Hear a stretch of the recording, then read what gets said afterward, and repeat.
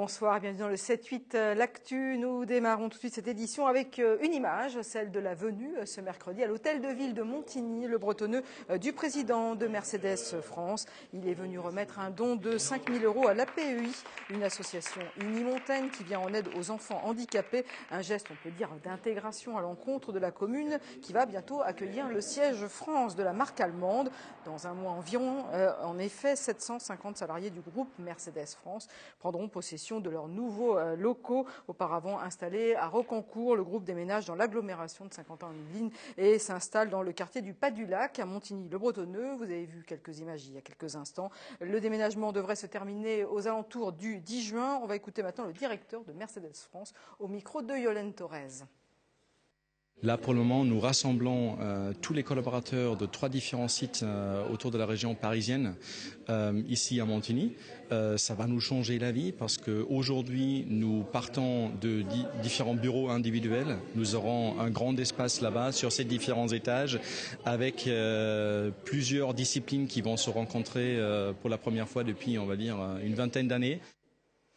On va changer de sujet, on va s'intéresser maintenant à la culture. Un stage un peu particulier, danse moderne, est organisé en ce moment à Trappes avec la Battery Dance Company, qui est une compagnie new-yorkaise. Et pendant effectivement cette semaine de vacances de Pâques, les trappistes participent à une expérience, on peut dire, assez unique. Bonsoir Philippe Bredon. Bonsoir. Vous êtes ministre conseiller aux affaires culturelles auprès de l'ambassade des États-Unis.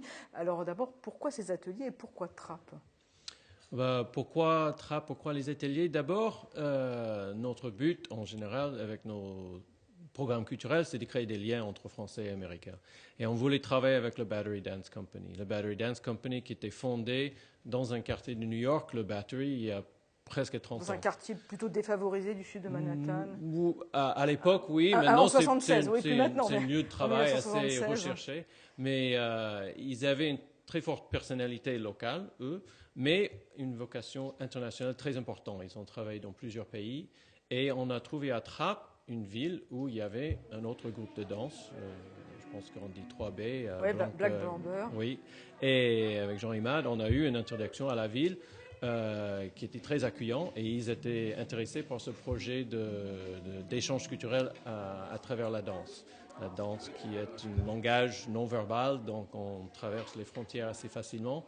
Et la danse moderne, qui est pour les États-Unis l'un des aspects de notre culture dont on est très fiers. Donc, pourquoi Trappes? Parce que c'est une ville de danse aussi, comme le Battery à New York, finalement. Alors, effectivement, je l'ai dit, entre une compagnie de danse new-yorkaise, il y a aussi le partenariat de l'ambassade des États-Unis. Oui. Mais quel rôle joue l'ambassade dans ce projet? On est les passeurs, si vous voulez. Il y a une subvention, on aide le financement du projet parce qu'il faut faire venir les artistes, 5 artistes de groupe, de la troupe, avec l'aide technique. Donc il y a ça, mais on fait des introductions, on trouve un lieu qui est propice, qui veut accueillir ce genre d'expérience, cet espace de création, cet espace d'échange.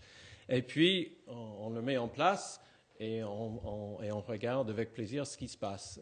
Donc, c'est des projets, là, en l'occurrence, c'est sur la danse, mais ça peut être sur d'autres thématiques culturelles. Oui, on a des programmes d'échange éducatif, des projets d'échange professionnel dans plusieurs domaines.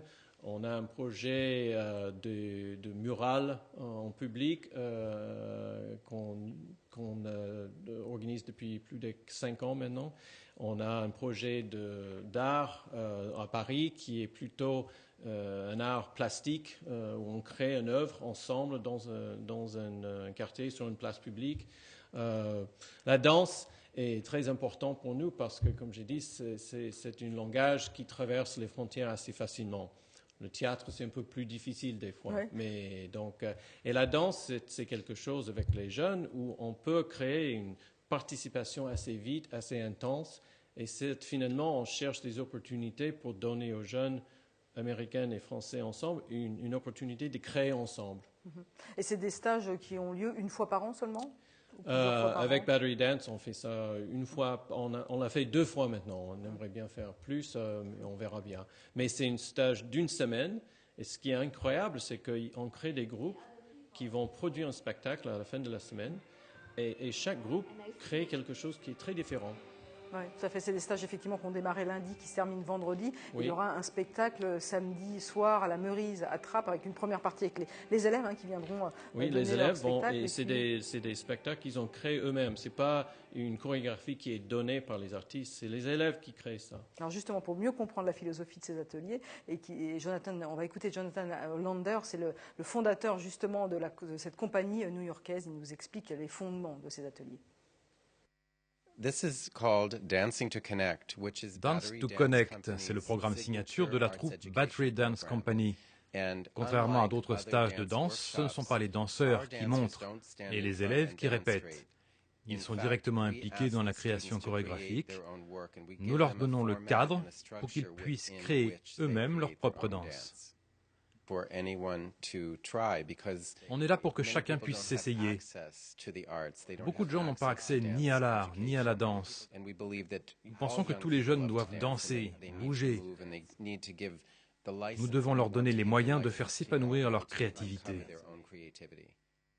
Voilà, c'est pas bien leur créativité. Je voyais hocher de la tête. Évidemment, vous êtes forcément d'accord avec ce que dit Jonathan Hollander. Ce qui est d'autant plus intéressant peut-être avec ce rapprochement entre cette compagnie new-yorkaise et Trappes, c'est aussi la diversité culturelle, puisque dans cette troupe, il y a 5 danseurs qui sont tous issus de pays différents. Il y a un danseur du Ghana, il y a un danseur de la Barbade qui est originaire de la Barbade. Ils sont tous américains, mais ils ont des origines diverses. Et à Trappes, la communauté trappiste est aussi diverse.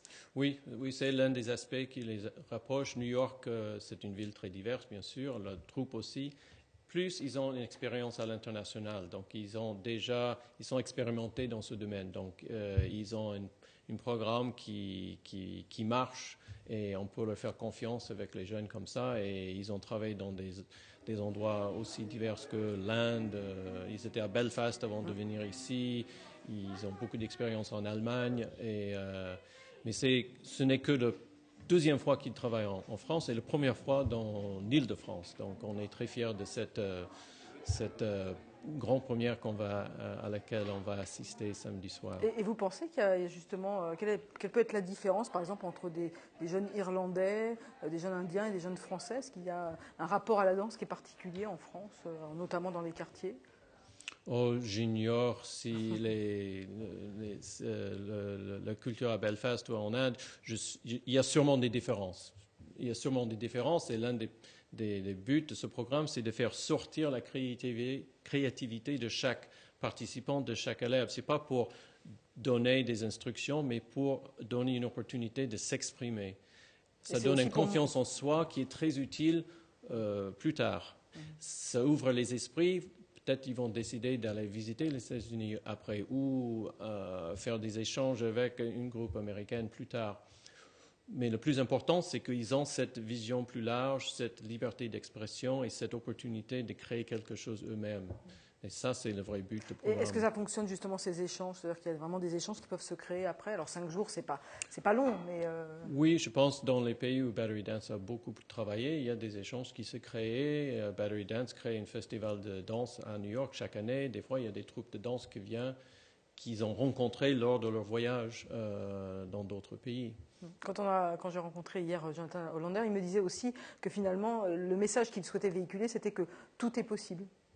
Oui. Voilà. Ça, c'est le message de base. Ouais. Et je trouve c'est un message, j'ai envie de dire, très américain, non? Très américain, mais très français à la fois. C'est quand même deux pays qui ont vécu beaucoup de choses ensemble. On voit bien que c'est un ministre conseiller de l'ambassade qui parle, à la fois message anglais, américain, pardon, et français. C'est l'un des plaisirs de travailler en France, c'est qu'on est... Et ce n'est pas toujours le cas avec les États-Unis. C'est un pays avec... On a une riche et longue histoire ensemble. Et donc, il faut en profiter. Et ça veut dire qu'on peut discuter de tous les sujets de ce monde, les affaires étrangères, bien sûr, mais aussi des sujets de société qui nous concernent tous les deux. Donc, quand Jonathan Hollander dit tout est possible, ça veut dire que, en gros, avec du travail et de l'imagination, on peut aussi réussir. Tout le monde peut réussir, quoi. C'est un vrai message d'ouverture qui est véhiculé par ces ateliers. Et une expérience concrète de ça. C'est pas juste une parole qu'on donne, mais on montre que, voilà, vous avez travaillé pendant une semaine et vous avez créé quelque chose. Donc, c'est possible.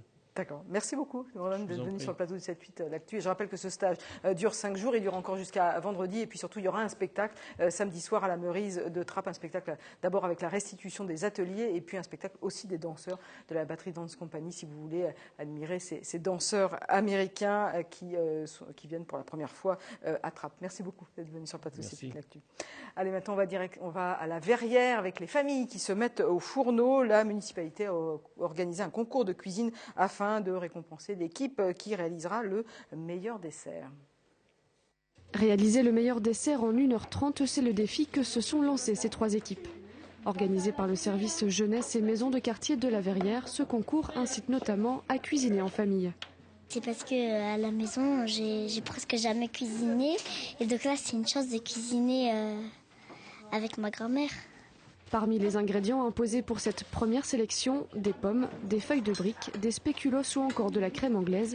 À chacun sa méthode. En fait, on ne sait pas trop pour l'instant, c'est de l'improvisation, on verra à la fin. D'autres, en revanche, ont déjà la recette bien en tête. Un millefeuille à la pomme, avec une crème anglaise et compoté de compote. On arrive à s'adapter, puis j'ai ma petite fille qui est avec moi qui m'aide, donc impeccable. Non, ça va. Bien rodée, l'équipe d'Ouria et de sa petite fille dresse son dessert en premier. Il ne reste plus qu'à patienter jusqu'à l'annonce des résultats. Ça va être la surprise du chef, on va dire. Ouria et Yousra sont finalement les gagnantes de cette première sélection. Elles ont rendez-vous pour la grande finale le 24 avril prochain. Allez, 3e volet de notre dossier consacré aux motards de la police nationale. Une série de reportages pour mieux comprendre ce métier, ses différentes facettes. Le thème de cet épisode d'aujourd'hui, les patrouilles banalisées. Alors, vous ne voyez pas leurs uniformes, mais eux, ils voient tout. Anthony Reich aux commentaires, Jonathan Wildman aux images et Sandrine Fonteil au montage. En apparence, cette moto semble comme les autres. Pourtant, son conducteur et son passager sont en réalité 2 officiers de la police nationale. En tenue civile, ils se fondent parfaitement dans la circulation et effectuent une patrouille dite banalisée, passant inaperçue aux yeux des automobilistes, surtout lorsqu'ils sont en pleine conversation téléphonique. Le message de cette mission est clair, un contrôle de police peut avoir lieu à n'importe quel carrefour, dans n'importe quelle rue. Monsieur, bonjour, c'est la police nationale. Vous me présenterez votre permis de conduire et la carte grise du véhicule, s'il vous plaît? Ce motard roule avec des pneus totalement lisses, avec une chaussée humide au moment de notre tournage. Il risque la chute à chaque écart. Monsieur, l'indulgence, avec la sécurité, on ne peut pas être indulgent avec la sécurité, c'est pas possible. 2013, c'est une mauvaise année pour les motards. C'est pas dû aux fautes des autres automobilistes, c'est dû aux fautes des motards parce que ils se comportent mal ou ils équipent pas bien leur moto, comme par exemple aujourd'hui, vous roulez avec un pneu lisse, des choses comme ça, quoi. Pour éviter l'accident, il faut s'aider déjà. Dans ce type de cas, la loi prévoit l'immobilisation du 2 roues. Conciliant, les brigadiers laisseront finalement repartir ce motard avec une amende de 90 € en espérant que leur message ait été entendu. C'est la crise, quoi. Ils reculent au maximum les limites des équipements de leur véhicule, que ce soit en moto ou en voiture. Mais bon, en moto, dès que ça glisse, ça pardonne pas, quoi.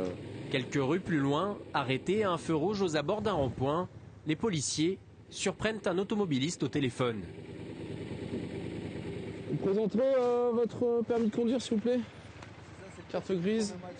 Vu la façon dont vous mettez votre ceinture, du coup, vous allez vous faire contrôler. Alors en plus, si vous n'avez pas vos papiers, forcément... Cet usager avait ses 2 téléphones sur les genoux. Les brigadiers l'ont vu regarder vers ses écrans juste avant l'interpellation. Le téléphone, c'est une infraction récurrente. C'est vrai que les automobilistes ont du mal à s'en passer, quoi. Si l'efficacité d'une patrouille banalisée ne fait aucun doute, les policiers doivent parfois faire face à des réactions étonnantes des usagers. Sont surpris, bien sûr, plus que quand on est en tenue, mais bien sûr. Leur comportement est un peu différent, quand même. Il y a un petit peu moins de respect, on peut constater. Les gens sont un peu moins respectueux de voir des policiers en civil que de voir des policiers en tenue. En 2 heures de patrouille, les 2 brigadiers ont contrôlé 5 personnes pour usage de leur téléphone portable au volant. Ce étude l'actu est terminé. Merci de votre attention. Tout de suite, dans quelques instants, vous retrouvez Claire Cambier pour l'émission économique. Donc, pour ce nouveau numéro, il sera question, bien entendu, du marché de Pâques et de la rencontre avec une chocolatière designer. Bonne soirée.